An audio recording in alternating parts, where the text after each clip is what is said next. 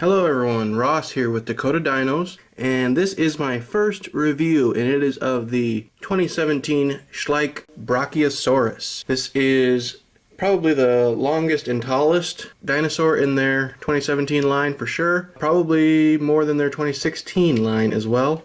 The way that I'm going to review this and other dinosaurs on this channel is in three categories. Scientific accuracy, for those who look for that. Playability, for those who are still going to play with these or give them to their children. And detail and artistic quality. As I am an art teacher by trade, I look for small details in many of the figures that I purchase. Without further ado, let's take a closer look at him. So, the 2017 Brachiosaurus is probably the only Brachiosaur figure that I have seen, there could be others out there, to show a scaling pattern across a majority of the animal. And so as you see, all the way across his back, all the way down his tail to the very end, and all the way up onto his head, he has these large scales.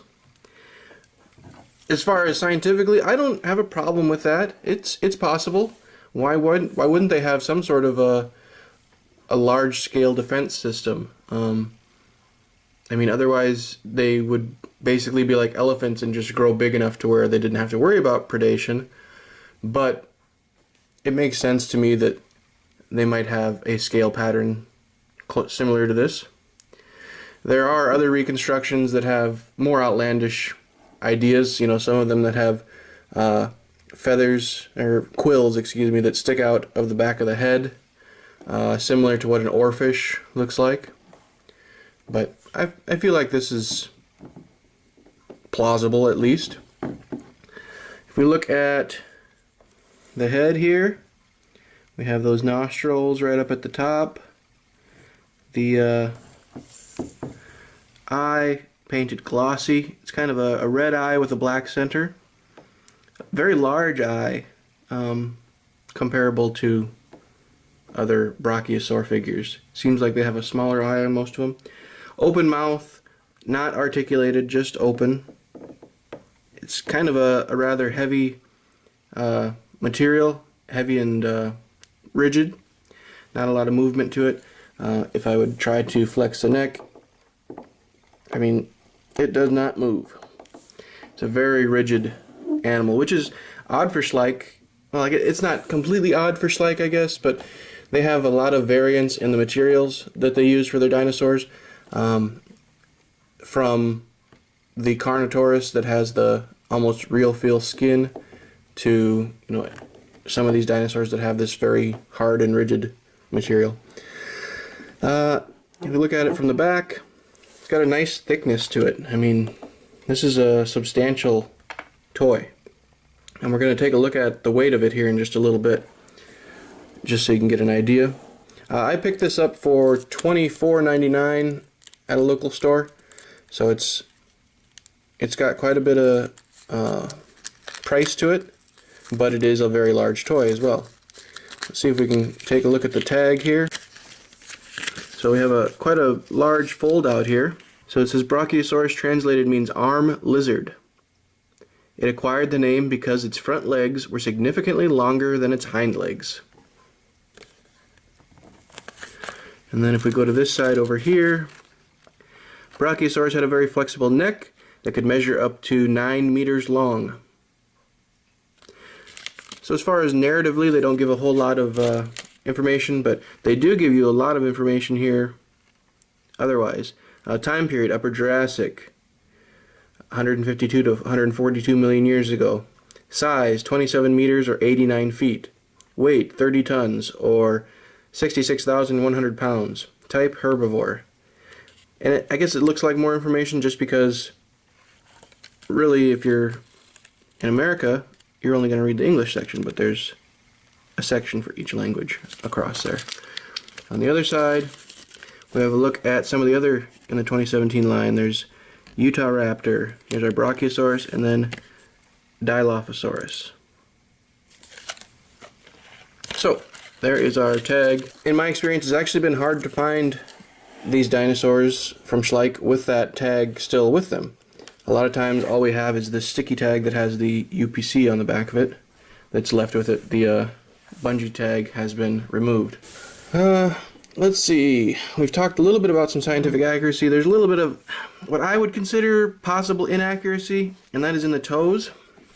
Now, there is a inside toe claw, which that is true. They did have an inside toe claw, but none of the other ones have even a hoof toenail type thing going on. And I feel like they probably would. People compare their feet to more like an elephant foot. The straight quality of them coming down in the front, though, accurate, I would say. On the back, having 3 that are clawed and 2 that are not, accurate, I would say. The fact that the tail isn't super long, Brachiosaurus, comparable to other sauropods, had shorter, what you could consider by comparison, stubbier tails. This one maybe could have come to a little more point, but as a toy, I could see where that would end up getting broken, especially with a rigid material such as this. Going back up to the head here, let's take a look at the mouth. We have some gloss paint on the tongue. All the paint looks pretty good. Looks like not too many, no paint defects on there. If we look inside the mouth, there's a little bit of sculpting and paint in there on the roof of the mouth. Down his neck, we have great ridges here that you would expect to see from a flexible neck like Brachiosaur would have. And then sculpting all the way across, even the bottom of the feet.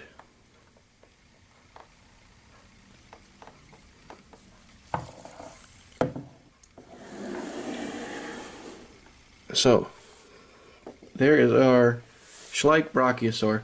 Let's take a look at some measurements here. Got a tape measure.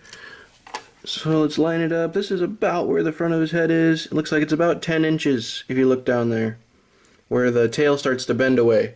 So this is just laterally. It's not following the curve of the animal to see how long it would be from nose to tail.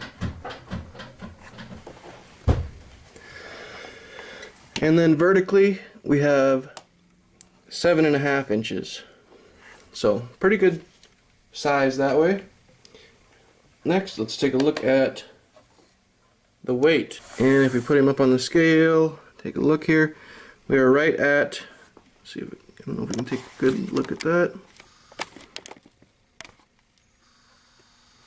14 ounces. There you go. So 14 ounces, decently weighted figure. So as far as playability goes, I would say that this fits into, with playability, I consider durability to be part of it, and being such a sturdy, hard material, I would say it's very durable. As far as playability though, as far as articulation, we don't have an open and closing mouth, we don't have legs that move, we don't have any flex in the tail, so that brings it back down a little bit. I would say that this one, playably, it fits into a hand nice too, I guess, so I'd have to say maybe a 7.5, 8. We'll go 8 out of 10. Scientific accuracy, we got the toes, but then we also have enlarged eye, but then we also have the wrist that they kind of took with the scaling, which is, a good theory to take after. I would say as far as that goes, we're going to go an 8 as well. Okay. And then the detail quality and the sculpt. I mean, if you look at the ridges through here, you can see where the artist would have gone through the clay or wax.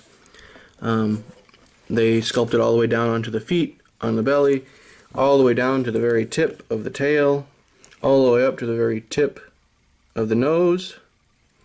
So I'm going to say artistically, just as a figure to put on your shelf, this gets a 10. So we have an 8, an 8, and a 10. So that's a pretty good score, I would say. Pick this one up if you are able to. Like I said, it's a very large one. If you love those sauropods, which we don't always get a lot of toys for, then definitely pick this one up. It'll be a great addition to your collection. That was the Schleich Brachiosaur. Thanks for watching. As always, subscribe and like right down here. We'll catch you next time.